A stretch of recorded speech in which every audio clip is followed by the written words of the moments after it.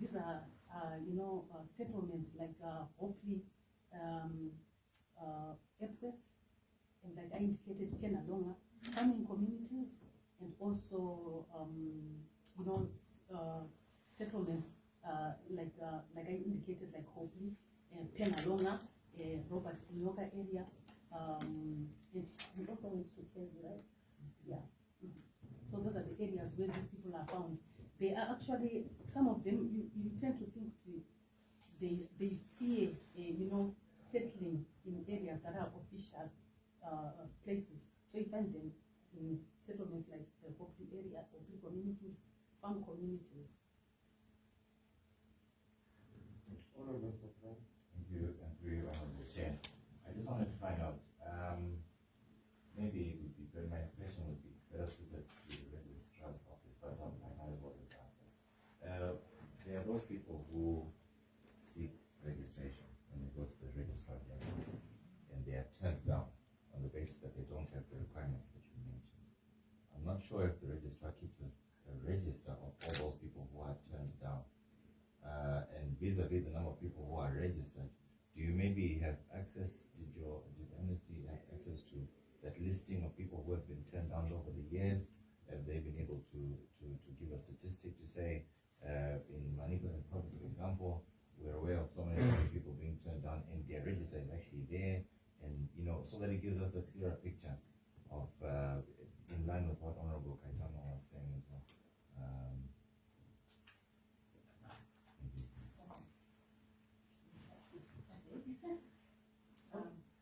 Okay. So your question, yes, we engaged the registrar's office, but we were not able to get those statistics in terms of the number of people that have been turned down.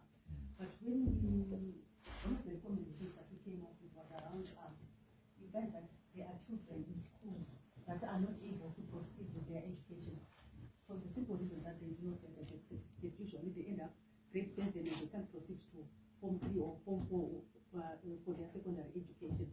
So one of the recommendations that we put through in our report was to say these statistics can actually be collected through the Ministry of Education, because there are quite a number of children that are in schools that do not have birth certificates and are unable to proceed with their education. I don't know if you say you can do it.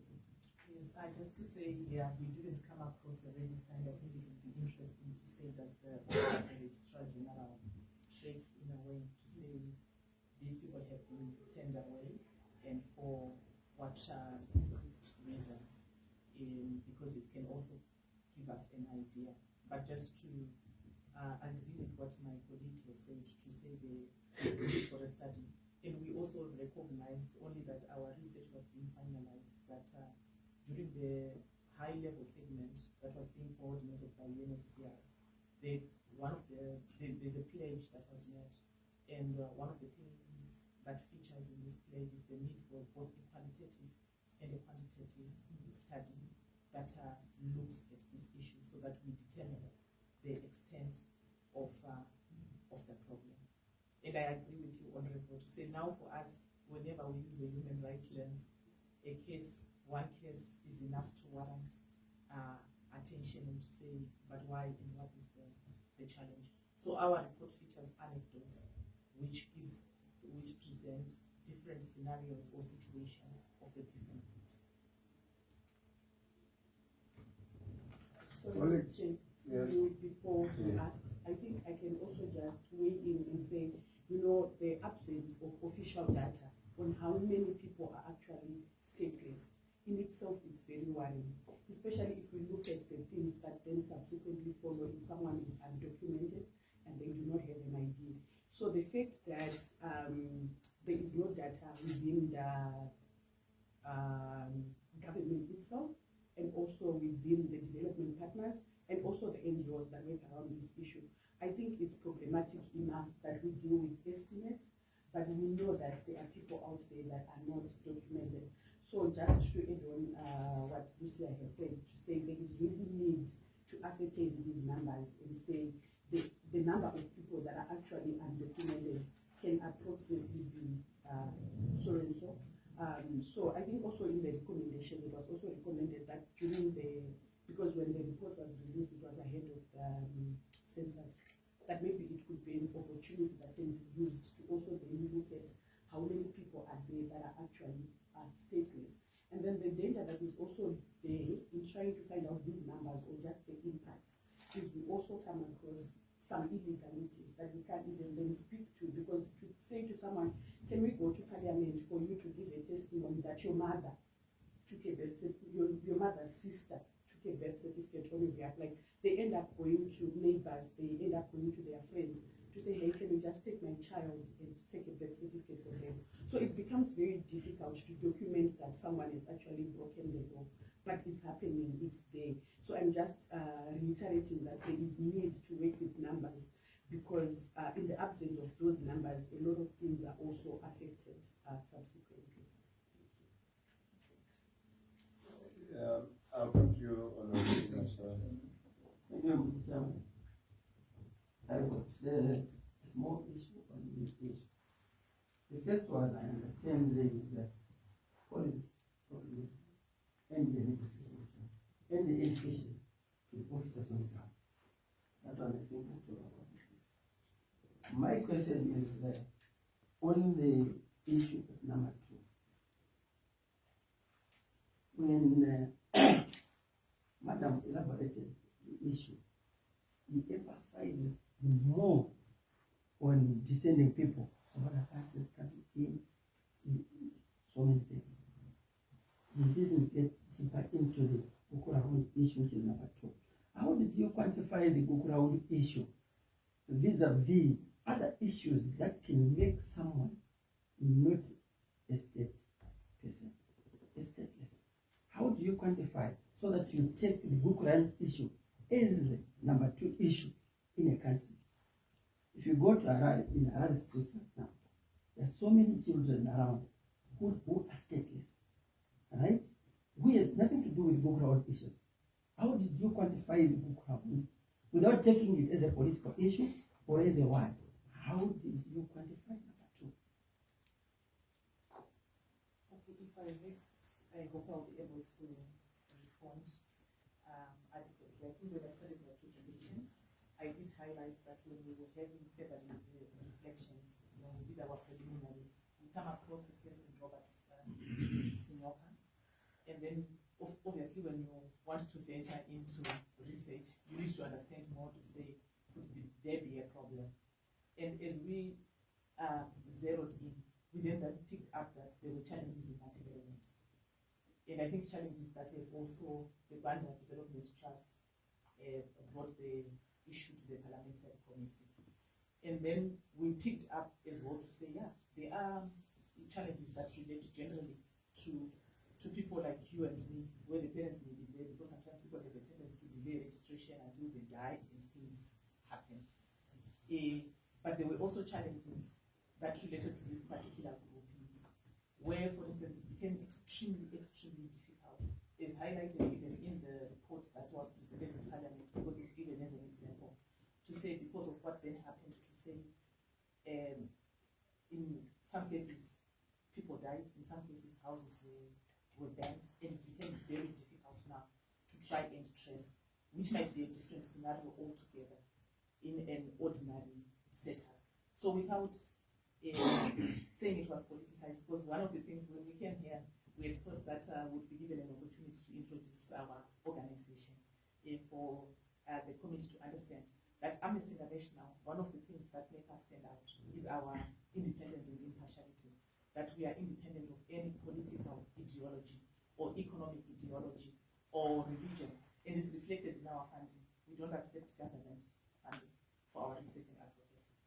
We get that funding from our members, ordinary people like you and me, and then we say we want to pursue a specific research, because that's how important we must be able to call upon all governments, regardless of how powerful they are, to account. So we were not politicizing, but we then zeroed in to say there are certain groupings that are then disproportionately affected when you look at the requirements in the law and the history that is that I've already referred to. These are even at greater risk should the requirements remain rigid. To say you need to bring these relatives and those relatives, where in certain perhaps situations whole families perhaps may have been affected. So that's how we came to that conclusion. I hope I've answered your question. Thank you, Chairman. How are you? Honorable members, good morning, and our visitors. Thank you, Amnesty International. I just wanted a clarification on children born off islands, because you said they are mainly in the mining and agricultural areas.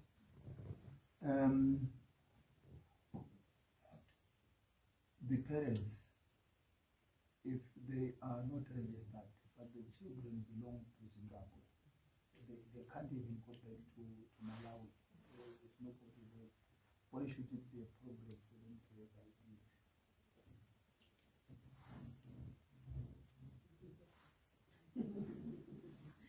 So I think from the cases that we came across, it's difficult for these children to get documented, because the first thing that they are requested to produce is the identification of their parents. And then this is maybe the third or the fourth generation. Their parents also didn't have documentation. So already when they go there, like she alluded when she was responding to Honorable Member on the issue of policy application inconsistencies, that other people will just understand and give them. Other people will go the extra mile and find other evidence to bring, and because there's a proclamation or because there's mobile needs, they get that opportunity, that window, they register. But most of them, the challenge that they face is these are now generations of people that cannot prove who they are. And when they go there, the first thing that they are just told is that the birth and death registrations says A, B, C, D, and these are the things that you need to require. But the position that you allude to now is what the 2013 Constitution says. But this is the Constitution, and then the birth and death registration has not been aligned as the primary legislation to say these people can be given the birth certificate. So when they go there, they're simply just told that we are not yet doing that because it's not in the law. And that's when they get that chance to explain, because mostly they're just given the requirements, they are given what to bring. They are told to bring relatives with a similar surname to give testimony. And these are the things that, these are the people that they then say, we no longer have, like they don't have enough. Others during the research were also citing economic challenges to say, you know, even if I know, so there's a woman that I met in Haiti who says that her mother is actually Zimbabwean, but from Mutare, but the father was coming from Malawi, lived in Keto, passed through Manicaland, met the mother and then came. But she says, I don't even know where to go to find my mother's relatives, and even if I want to, I now can't afford. Like I don't even have the money to go there and bring 5 relatives for me to then get an ID for myself and for my children and my grandchildren. So they have different reasons for not coming up. But then when we were doing the research, she was going to speak to the methodology as well. We also got to analyze the laws that are there in place. And those gaps were also speaking to why these people keep having challenges to documentation. Okay, before I ask other members to come in, you know, it would have been better if you had the statistics. Maybe I talk of 5 people in the whole country, or 100, or 200. It gives us, you know what, can the committee and the peace committee go around the country only discover to look to interview 10 people. So I think it was going to be better if you say roughly we went to Matebel South, about 50 families didn't get IDs. We went to Penalonga. You said we went to Penalonga. We went to Blower, what that place which you were saying, about 10 or 15. Now, you're not giving us the statistics, you know. I think we should agree that in politics we want statistics. We work on numbers. You have go there and campaign and get to vote or what? You get my point? I know. No, you will answer. But any other Bishop, you are interested party that if you want to contribute something, feel free to say something.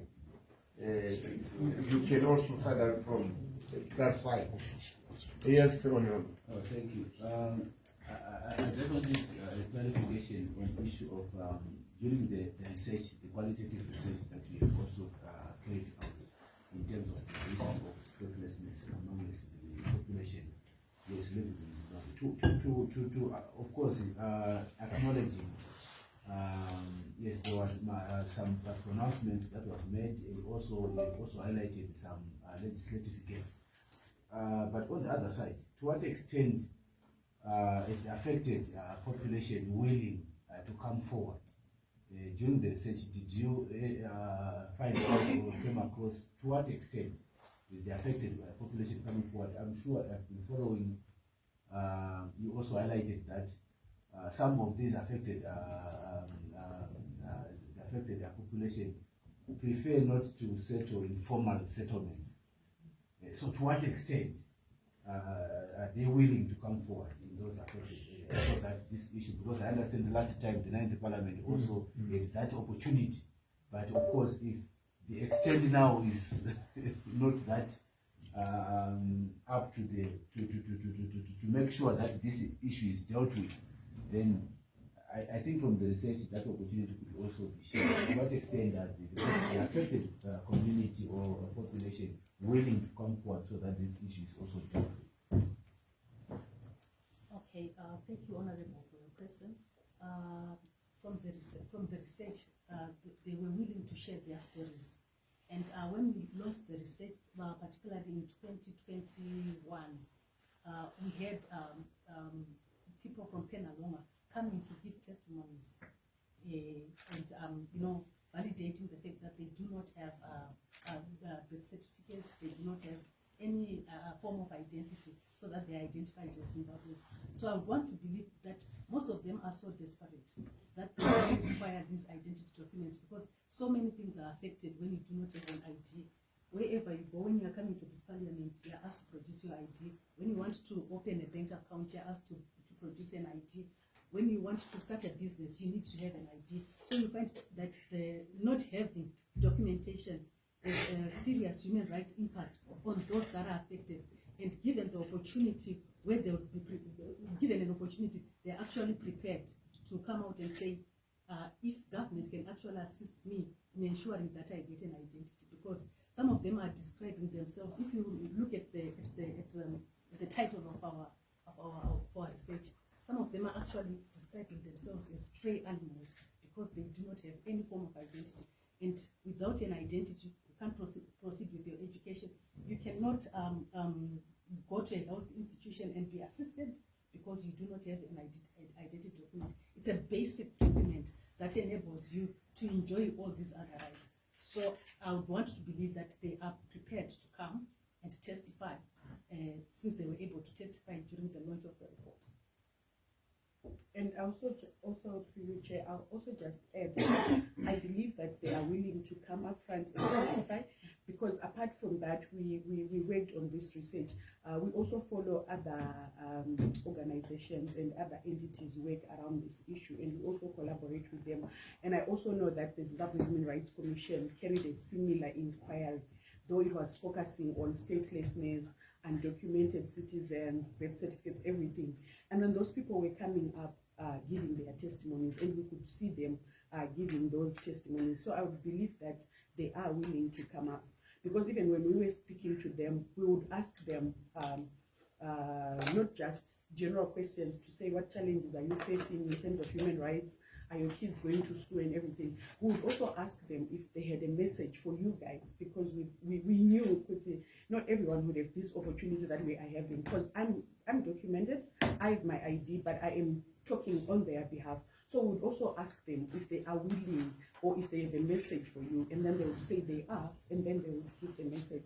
Maybe, yeah, we can bring them, or we can do videos of them, or we can take you to where they are, because they are willing.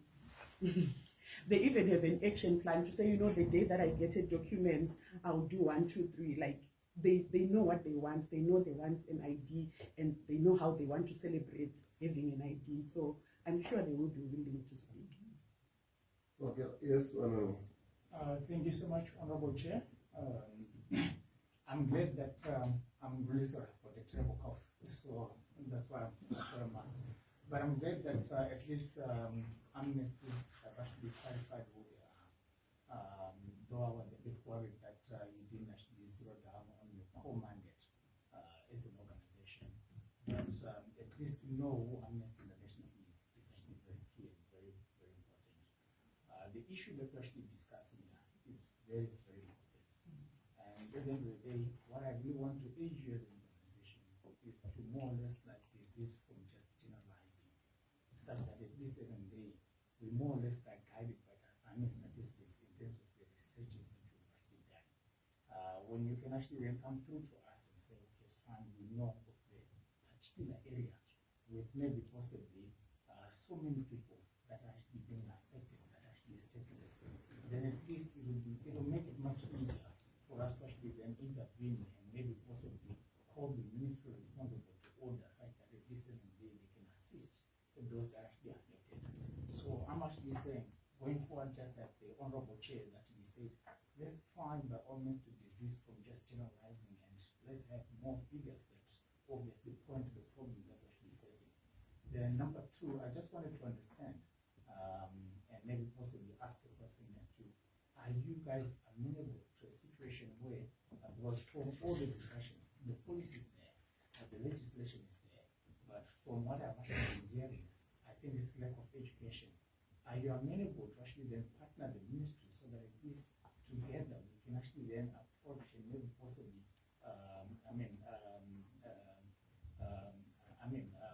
try by all means to help each other disseminate the information out there, such that at least all those that are affected, that are currently stateless right now, can be assisted, and obviously they can get the requisite documents, because someone will have actually then approached them and will have actually educated them.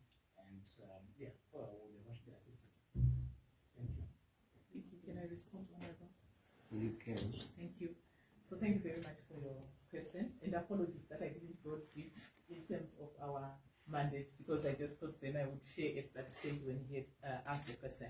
But I will say, in terms of our vision is a world where everyone enjoys their human rights as enshrined in the Universal Declaration of Human Rights and other human rights instruments, including the regional instruments. And our core mandate is looking at the broad spectrum of all human rights. That's why you see here we are sitting here discussing statelessness. But I want to take you back into history, because Amnesty International was established in 1961. There's a circular that I'm going to share with Mr. Gadaga, a 1976 briefing of the work that Amnesty International did here in Zimbabwe during the liberation struggle. In March 1976, our international members, because we're an international organization and one of our core values is international solidarity. So when things happen in the then Rhodesia, members across the world came together and campaigned for 250 men who were detained without trial during the liberation struggle. Then in 1965, individual groups in the countries around the world were working on cases of more than 1,000 prisoners. You remember during the liberation struggle, with the legislation that was there, the petrol bombing and everything, people would be incarcerated. In Amnesty International, if you go into the archives and into history, they were campaigning for those people, saying they should stop torture, they stop detention, and they should stop execution of people. So even the death penalty campaign, we know the developments that are happening there. That's one of our flagship campaigns. So in terms of our work with human rights, in the very broad sense of human rights, and I can provide a lot of documentation for people to really understand how we work as an organization. Then the question that you raised, which the chairperson has raised, and where I'll keep coming back and saying, research-wise, we know there are various methodologies, the quantitative and the qualitative approach. The qualitative approach, for scholars know that you can't even extrapolate. So you can use anecdotes, which can then further give an interest to people to say, let's dig deeper and get an understanding of this problem. So the issue that we are talking about requires significant resources, and that's why there has been a proposal to say, can we include a question in the census process? The high-level segment that was coordinated by the UNHCR. One of the things that government pledged to do was to conduct both a quantitative and qualitative approach. And in that case, I assume perhaps your Zim stars will be coming in.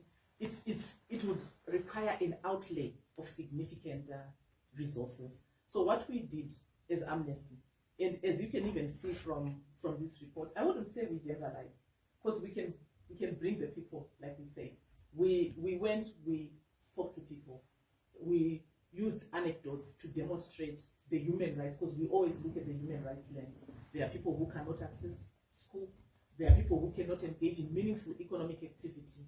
There are people, which we didn't document here, you talked of security and crime, who end up saying, can I go and look for a woman who becomes my mother? But we also know the problem, inheritance-wise. So we're just reflecting to say that person will feature up and say, when this man dies, I'm a child of so-and-so. But in fact, they are not. They are not. So it's really anecdotes where there's need to dig deeper. We acknowledge that, and we commend the government for the pledge that they made to say there is need for a qualitative and quantitative study for us to further understand the issue that we are dealing with. I hope I have responded on the partnership. That is what we want actually. We would really value that, an opportunity to partner, to raise awareness, to identify cases. Yes, as an organization would be willing to partner government as far as awareness raising. And then I'll also just add on one other thing. I wouldn't say the legislation is okay, because I understand we actually have pieces of legislation that I don't know whether they're on the legislative agenda or what. The Citizenship Act and the Birth and Death Registration Act and the regulations, they need to be reviewed so that they address some of the issues that we identify. Because sometimes when a piece of legislation is put in place, the assumption is Lucia is going to give birth to their children, go and register them.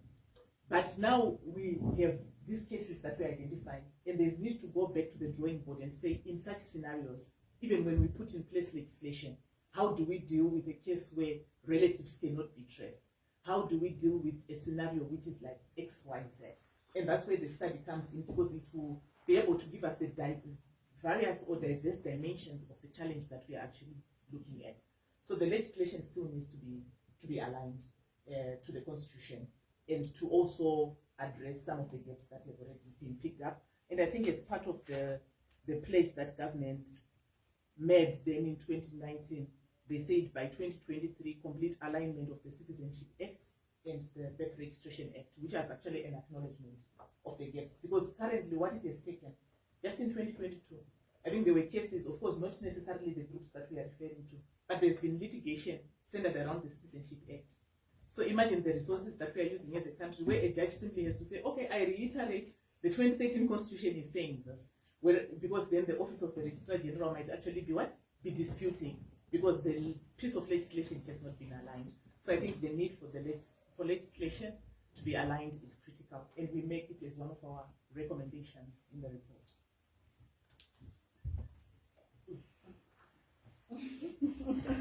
Thank you, Chair. Yes.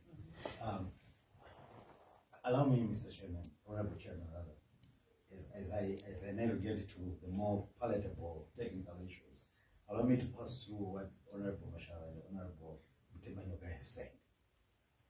We received your report, and it's very critical when you're writing to us. Just include the critical issues that you want us to look at. Unfortunately, your report was very huge, very wide, talking about things that have nothing to do with the discussion of the day. And it made a person like me begin to wonder who you are. I really wanted you to introduce, but we don't have that time. I wondered who you are, what are your values, what do you stand for? It's not that I've started hearing about Amnesty International today, all the years, for the past 25, 30 years. But I think in future, can you just try to zero down on the issues on the table, not to put some things that are not necessary, and the choice of your words, and there were a number of issues that were denigrating institutions, and now you're sitting here, you are talking about a very important subject, which everybody else in Zimbabwe respects And we thank you for doing that. But the way you have brought in and these other ancillaries, auxiliaries, things that you're tying the message to this, makes the whole thing a little bit out of order. But as parliamentarians, we in as much as we are politicians, but when we are here, we as Zimbabweans, we represent people and we want to deal with these issues. So in the future, please, for me, it was a very serious issue that I had decided not to talk about it, but my two colleagues ventured into it. That was not good. Now, going to the more palatable, technical, more important aspects. So, Madam Executive Director, I see there is Lucy and Lucy. Am I wrong to then take this session as an anecdote from you about statelessness? Have you given us another anecdote? Because you have come here, you have shared a qualitative anecdote. We do not have numbers. When I say numbers, I don't mean exact, an approximation of the numbers. So in as much as you have these anecdotes, and you can then quantify or give a quantum to the problem, you have come here today, you have given us that anecdote. And as parliamentarians, we are left with that anecdote, but we are not able to then quantify and then take serious action. When I say serious action, every action is serious. But what I'm saying, we need to see the amount of resources that needs to be invested into finding out the quantum of this problem. A problem is there.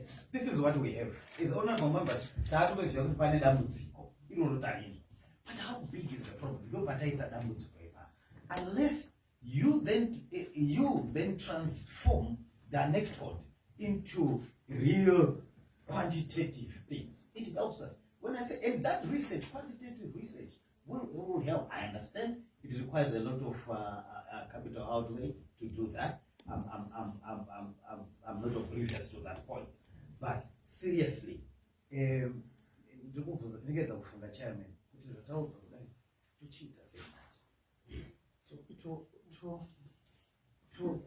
kana tikadaidza registrar kana tikadaidza minista tikuudza kuti pane points action yacho kana tikati parliament toda kuenda kunoita find out tikasvika kuna vanhu 10 vamataura, do we need to go all of us? Do we need to send 2 people? Saka, that's the dilemma that I had. And then I concluded, indeed, it's just an anecdote. We want, I'm not sure how best we can do this, because it's no longer just your issue. We are also concerned as Zimbabweans, as parliamentarians. But I want to see how best can Tuchita say that. We need real data. We need to find it. That's my point. Thank you, Chair. Chairman, maybe to add on to what he has been saying, the people in Penalonga, is it a new settlement of some sort? I don't think it has always been there. So are these people migrating from wherever they were and coming to Penalonga without documentation? Okay, they are migrating from other areas and they are settling in Penalonga without documentation. Okay. Okay. If I may just. Before she comes to Thank you so much. I just wanted to clarify. They didn't mention refugee camps.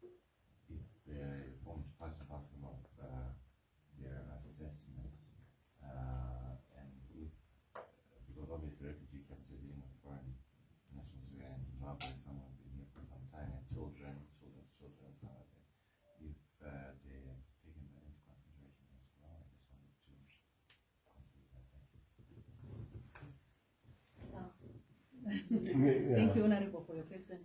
No, we did not go to refugee camps. Like we indicated, we went to the mining towns, and we also went to the farming towns, and we went to very urban areas.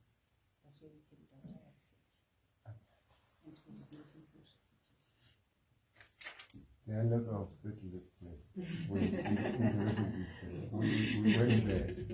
There are a lot. You see, a guy from DRC meets meets one from Somalia. They have a kid. They have not the IDs. That child becomes stateless. Honorable, sorry. Thank you, Chair. It is. Well, coming to their report, just as they said, it was more qualitative than quantitative. It's just para to delay quantity, not qualitative. Because the data that we need is good. Really, so that we are able to act. Just stressing the point that is raised. If you can